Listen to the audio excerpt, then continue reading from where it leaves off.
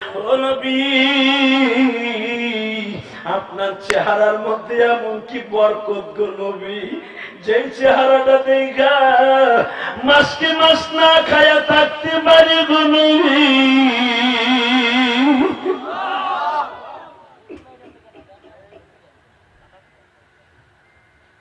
যে চেহারাটা দেখা যুদ্ধের মাঠে মাসকে মাস যুদ্ধ করতে পারি। আমার নবী বলে, হাসান রে, তুমি যে আজকে দেখছো কারো কাছে বইল। হাসান বলে, আমি কেমনে না বলে পারি। দুই বুড়োর মাঝখানে নূর আমি কেমনে না বলে পারি। কারণ আমার নবীর কপালের উপরে একটা আইসানির মতো রক্তের গলা উঠিয়া রয়েছে। হাসান বিন সাবেদ বলেন, আমি আঙ্গুল দিয়া নবীরে বলতেছি, নবীজি আপনার এই কপালের এখানে একটা গোশতের টুকরা উঁচা দেখা যায়, এটা কিসের দাগ? নবী আমার বলে, হাসান রে, এই জায়গাটাই প্রথম তাইফের একটা ছেলে ঘুষি মেরেছিল।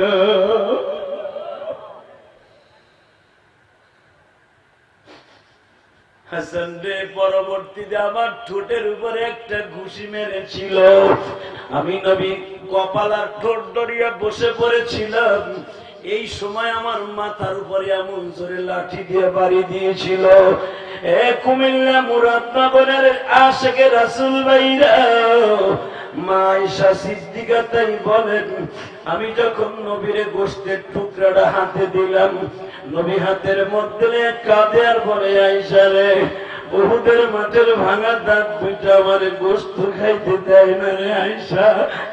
আয়েশা নবীর গলার মধ্যে হাত দিয়ে বলে, নবী, আমার মনটা চাই আমি আপনার গোশত গুলো চাবিয়া নরম করিয়ে দেই। না রে আয়েশা, না, কিয়ামতের মাঠে তুমি সাক্ষী দিও গো আয়েশা, এই দাঁত দুইটা ভাঙছি আমার উম্মতের লাগিয়া। আয়েশা,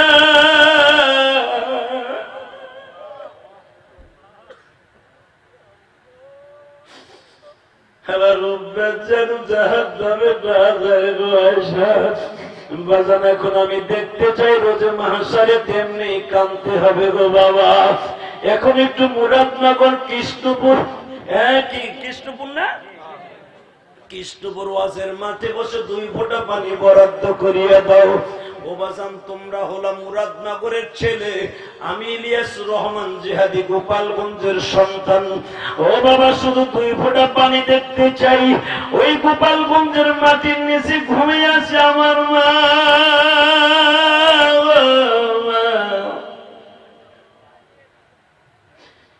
দুনিয়া আমার বয়সে কোন যুবক মা হারাইছে আমি জানি না।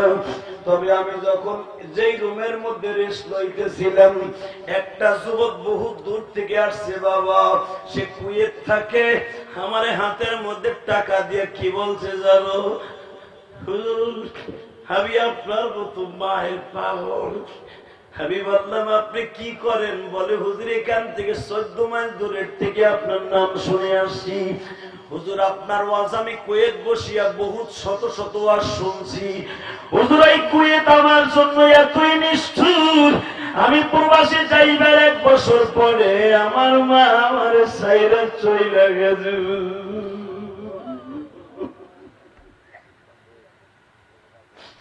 হুজুর, আমি আপনার জন্য দোয়া করি, আমার মায়ের জন্য দোয়া করিয়েন।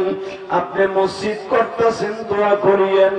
এই যে হুমায়ুন ভাই আমাদেরকে ডাক দিয়ে নিয়ে আসছি, শুধু মসজিদটা একটু জানো আল্লাহ ভালো করিয়া দেয়। এই মাহফিলের আয়োজন যারা করছো বাবা, আমার মন বলে তোমাদের প্রত্যেকটা জনের মায়ের কবর আযাব মাফ হয়ে যাবে। আল্লাহ কবুল করেন, জোরে কোন আমিন, আরো জোরে কোন আমিন। আমার বিশ্ব নবী বলে, আয়েশা রে, তোমার গোশত চাবায় দিতে হবে না। কিয়ামতের মাঠে তুমি আমার ওই বাংলাদেশের, পাকিস্তানের, ইন্ডিয়ার, মদিনার, মক্কার এবং ওই Azerbaijan, Ethiopia, Yugoslavia, Iraq, Iran, Tehran, Italy, Singapore যে জায়গায় আছে বাবা, ওই জায়গার উম্মাত গুলা যখন কিয়ামতের মাঠে পানি পানি বলে চিৎকার মারবে, ওই দিন তুমি আমার উম্মাত গুলার টোকায় একটু লইয়া আমার কাছে দিয়ে এসো। যারা আমি নবীর অপমান সহ্য করতে পারে নাই, আমি নবীর কথাগুলো সহ্য করতে পারে নাই, আমি নবীর কথাগুলোর বিরুদ্ধে যারা কথা বলছে, রক্ত ঝরাই দেওয়ার ওয়াদা করেছে, কথা ঠিক হবে ঠিক? তোমরা কি নবীর বিরুদ্ধে যারা কথা কয় ওদের বিরুদ্ধে কথা কইতে রাজি আছো না নাই? ওদের বিরুদ্ধে জীবন দিতে রাজি আছো না নাই? কে কে রাজি আছো দেখি এবার আল্লাহকে হাত উঁচু করে দেখাও তো মুসলমান। আল্লাহ কবুল করেন।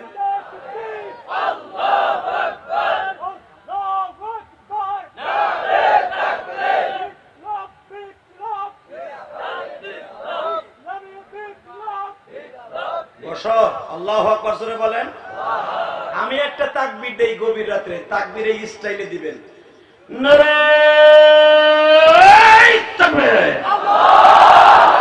লিল্লাহি তাকবীর, আল্লাহু আকবার, আল কোরআনের আলো ঘরে ঘরে জালো, সারা বিশ্বে জ্বলো, আল কোরআনের আলো, আমার নেতা তোমার নেতা বিশ্বনবী মুস্তাফা, আমার নেতা তোমার নেতা বিশ্বনবী মুস্তাফা, নারে তাকবীর। কষ্ট হইতেছে? মাত্র 3 মিনিট।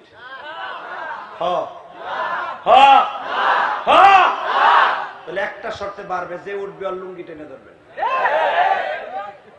ঠিক আছে? ঠিক আছে? এখন যদি কোন লুঙ্গি খুলে যায় যাক না, তার সমস্যা কি? আল্লাহু আকবার বলেন তো দেখি। আমি আমার জীবনে ঘটনা একটা ঘটে গেছে কমু। লালমনিরহাট গেছিলাম ওয়াজে, কইছে যে উঠবে হার টাইনে ধরবেন। এক চাচায় মাঘ বাইশে শীতে এক বগা উঠে হাঁটা দিছে, দৌড়ছে টাইনে, ইন্ডিয়ান পনেস্টার লুঙ্গি গেছে খুলে, এনে মগায় বই বোনা লুঙ্গি ধরবো, মগায় টানে উপরের দিকে আর বুড়া টানে নিচের দিকে, বুড়া টাইনে খুলে ফেলাইছে। উঠলি কে হে, ওয়াদা দিছি না হে, উঠলি কে হে? আমি কই আমি জানি কুমিল্লা মুরাদনগরের মুসলমান অনেক প্রেমিক, আল্লাহ প্রেমিক, ঠিক না বেটি? পাম দিলাম পাম, ইনশাআল্লাহ বলেন। আল্লাহ যেন আমার জবানকে কবুল করে আপনাদের জন্য, আমিন বললেন। আমি একজন মুসাফির মানুষ, যখন বইলে এই ফেলছি কুমিল্লার মানুষ আল্লাহ প্রেমিক, আপনি মনে মনে আমিন বলতে পারেন না? এই রশিদ আহমদ গঙ্গী রহমতুল্লাহর কাছে একজন লয়ে আইছে, ভালো সুস্থ মানুষ, কয় হুজুর এই যে পাগলামি করে। রশিদ আহমদ গঙ্গী জবান দিয়ে খালি একবার কইছে তো পাগল, কইতে দেরি আছে, পাগল হয়ে গেছে। আল্লাহ ওয়ালাদের জবান এত পাওয়ারফুল রে বাবা, জবান দিয়ে যা কয় আল্লাহ তাই শুনে লয়, কথা ঠিক না ঠিক? আপনাদের একজন পাগল ছিল কারি ইব্রাহিম সাহেব রহমতুল্লাহ আলাইহি, জীবন ভর খালি কইছে আল্লাহ মক্কা মদিনায় আমারে কবর দিও। আলহামদুলিল্লাহ বলতে পারেন না? আল্লাহর কুতুবের জন্য দোয়া করেন, আপনাকে কুমিল্লারই সন্তান, আল্লাহ তার কবরটা জান্নাতের বাগান বানায় দেন। এ মুসলমান ভাইরা, শুধু আমার দিকে তাকান, বিশ্বনবীর ভালোবাসা যার অন্তরে আছে, আর কোনো টেনশন আছে? কোনো টেনশন নেই, এখন প্রমাণ হয়ে যাবে, এখন প্রমাণ হয়ে যাবে ইনশাআল্লাহ। মক্কার মহিলারা কয় যদি গোলাপের পাপড়িটা আমার কোলে একটু দিত রে, কিন্তু কারো কপালে হইল না। হঠাৎ করে একটা মহিলা আইছে, আসিয়া কেবল দাঁড়াইছে, নাম তার খাদিজা। নাম কি? সবাই কয় না নাম কি? আরো জোরে নাম কি? তোমার মা, আমার মা, সারা দুনিয়ার মুসলমানের মা। নাম কি? খাদিজা। সবে মাত্র হাতটা বাড়াইছে, আমার কোলে একটু দিবেন। মা মেনে একটা সেকেন্ডও দেরি করে নাই, এইভাবে ধরে খাদিজার কোলে তুলে দিছে।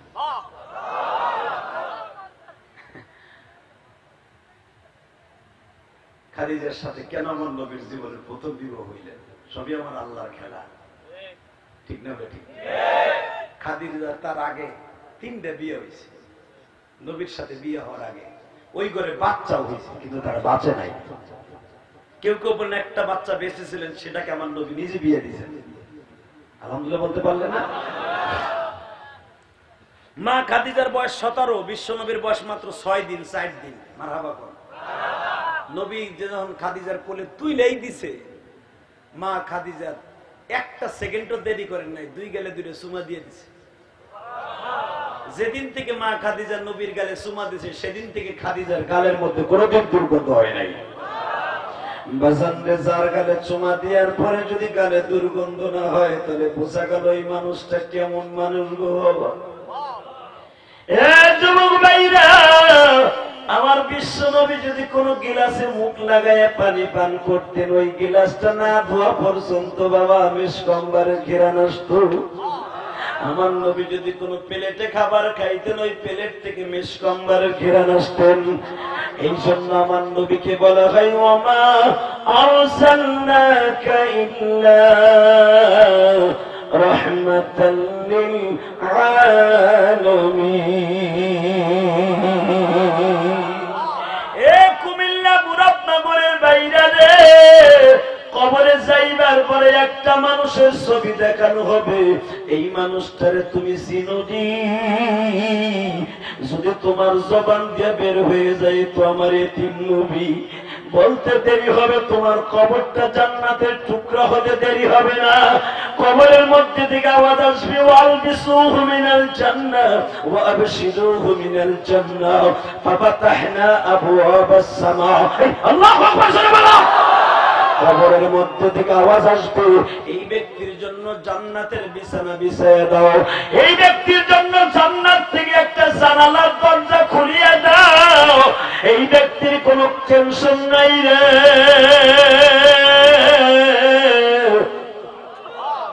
আমি রবের পক্ষ থেকে তার জন্য পুরস্কার ফাফাতাহনা আবওয়াবাস সামা, আমি রবের পক্ষ থেকে জান্নাতের একটা দরজা খুলিয়ে দাও। আল্লাহু আকবার, জোরে বলতে পারো না? আর মাত্র কয়েকটা মিনিটের ভিতরে তোমার কাছ থেকে বিদায় নেব দোস্ত। যাইবার আগে শুধু একটা কথার উত্তর দিবা, যেই মানুষটাকে একবার দেখলে যদি জাহান্নামের আগুন হারাম হয়ে যায়, ওই মানুষটার প্রতি কোরআন নাযিল হয়েছে, ওই কোরআনকে যারা একবার বাজান অপমানের জন্য কথা বলবে, ওই নাস্তিকের সাথে আমার কোনো আপোষ থাকতে পারে না। ওই নাস্তিক আমার দলের হোক, ওই নাস্তিক আমার বাবার হোক, ওই নাস্তিক আমার মা হোক, ওই নাস্তিক আমার প্রিয়তমা স্ত্রী হোক, ওই নাস্তিক আমার বন্ধু হোক গো বাবা, কোরআনের সংবিধানের বিরুদ্ধে যেই কথা বলবে ওর সাথে আমার কোনো আপোষ থাকতে পারে না। ও বাজান, সরকার পল্টি খাইলে আর এক সরকারের দলে তুমি পিঠ বাঁচানোর জন্য যাইতে পারো, কিন্তু তুমি জাহান্নামের থেকে বাঁচার লাগে কি করছো গো বাবা?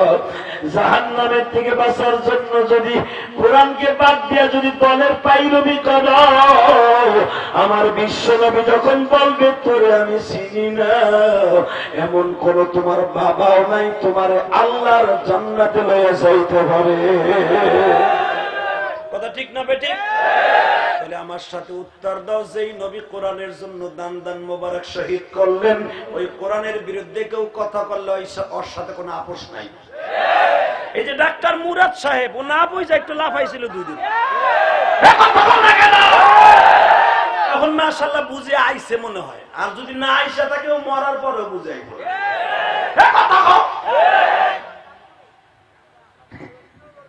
মাঝে মাঝে কেউ কেউ একটু বাইরে লওয়ার লেগে একটু দান্দা করে, কথা বলতে, কিন্তু ভাইরাল এমন জিনিস দিয়ে হইও না যে নবী কবে তোরে আমি চিনি না। যদি এমন ভাইরাল নবী একবার বলে ফেলে তোরে আমি চিনি না, তুই বললে আমার কোরআন সংবিধান বুঝোস না, জানোস না, এটা থাকতে দিবি না, তোরে আমি চিনি না, তুই কবরে থাকবি না, তুই পারলে আর এক দুনিয়া বানায় এলো, মায়ের একটাও কপাল ধুইয়া মাটিতে পড়বো না। জীবন জাকাত থাক, কোরআনের বাইরে আমরা কথা বলবো না ইনশাআল্লাহ, ইসলামের বিরুদ্ধে কথা বলবো না ইনশাআল্লাহ। এটার নাম হলো ইসলাম আর ইমানদারি, ঠিক না বেঠিক? বাজান এবার আমার দিকে তাকান, কবরে যাওয়ার লাগবে কি লাগবে না? মরণ লাগবে কি লাগবে না? যদি মরণ লাগে, ইমান সাথে লাগে, ও বাজান ওই কবরে কিন্তু বিছনা পাতি বালিশ খাতা কিছুই নাই, এগুলো নিয়ে যাওয়ার দরকার আছে না নাই? যদি আপনার সাথে এইগুলি থাকে 100% ভাবে আল্লাহ আপনার কবরটা জান্নাতের বাগান বানাবে। এইগুলো নিয়ে যাওয়ার দরকার আছে না নাই? 1 নম্বরে আপনার কবরের সাথী লাগবে 5 ওয়াক্ত নামাজ। 5 ওয়াক্ত নামাজ পড়বেন? কে কে পড়বেন দেখি আল্লাহকে হাত তুলে দেখান তো মুসলমানে বলে দেখাও। নামান হাত। যারা 5 ওয়াক্ত নামাজ পড়বেন ওয়াদা করছেন, যদিও পড়তে না পারেন আল্লাহ আপনাকে নামাজি বলে ডাক দিবে ইনশাআল্লাহ বলেন। 2 নম্বর আরেকটা কাজ করতে হবে ভাই, যতদিন বাঁচবেন বিশ্ব নবীর বিরুদ্ধে যারা কথা বলবে ওর সাথে কোনো আপোষ নাই। রাজি আছো সবাই? ইনশাআল্লাহ বলো তো, আল্লাহু আকবার জোরে বলো তো। যারাই নবীর বিরুদ্ধে কথা বলবে সে যে দলেরই হোক, যেই মতের হোক, যাই কিছু হোক, ওর সাথে কোনো আপোষ নাই। ওরে যেমনে পারি ওর মাথা মুথা ফাটাই আদার করে আর সারা জীবন জেলখানায় থাকবে। রাজি আছো না নাই? কতটুক রাজি আছো তাও জানি, এখান থেকে বের হওয়ার পরে কি কইবা তাও জানি। আর এমন আছে মাগরিবের পরে কোন বক্তা দিন ওয়াজ করতেছে কি জানি কইছে, আমি যেখানে ছিলাম ঘরের মধ্যে বইয়া কয় এই যে রাজনীতি করতেছে। নাউজুবিল্লাহ কইলেন না? আমি মনে মনে কই ওইটারে পাগলা কুত্তায় কামড়াইছে। কথা বল আরো জোরে। কষ্ট হইতেছে? মাত্র 2টা মিনিট। এই কোরআনের রাজনীতি আছে না নাই? কোরআনের ভিতরে পরিণতি আছে না নাই? কোরআনের ভিতরে সবচেয়ে বড় গৌরনীতি আছে না নাই? কোরআনের ভিতরে সদা সর্বদা সবচেয়ে বড় রাজনীতির বই হলো কোরআন। এই কোরআনের বিরুদ্ধে যারা কথা কয় আসলে সঠিক বুঝছে বুঝে নাই। ওর ভিতরে কুত্তায় পাগলা কুত্তায় কামড়াইছে। কথা ঠিক না ঠিক? এবার আমার দিকে তাকাও। বিশ্বনবী আসছিলেন কোরআনকে প্রতিষ্ঠার জন্য, নামাজকে প্রতিষ্ঠার জন্য। বিশ্বনবীকে যারা ভালোবাসবে তারাই বাচ্চা। ঠিক না ঠিক? ওই বিশ্বনবী একটা কথা বলেছে, যারা 5 ওয়াক্ত নামাজ পড়বে তারা আমার উম্মত। আলহামদুলিল্লাহ কোন 5 ওয়াক্ত নামাজ পড়বেন। আর একটা কাজ করবেন, যতদিন বাঁচবেন ইসলামের পক্ষে কথা বলবেন, ইসলামের বিরুদ্ধে কথা বলবেন না। যতদিন বাঁচবেন মা বাবার খেদমত করবেন। রাজি আছেন না নাই? কে কে রাজি আছেন দেখে আল্লাহকে হাত উঁচু করে দেখান তো, মা বাবার খেদমত কে কে করবে?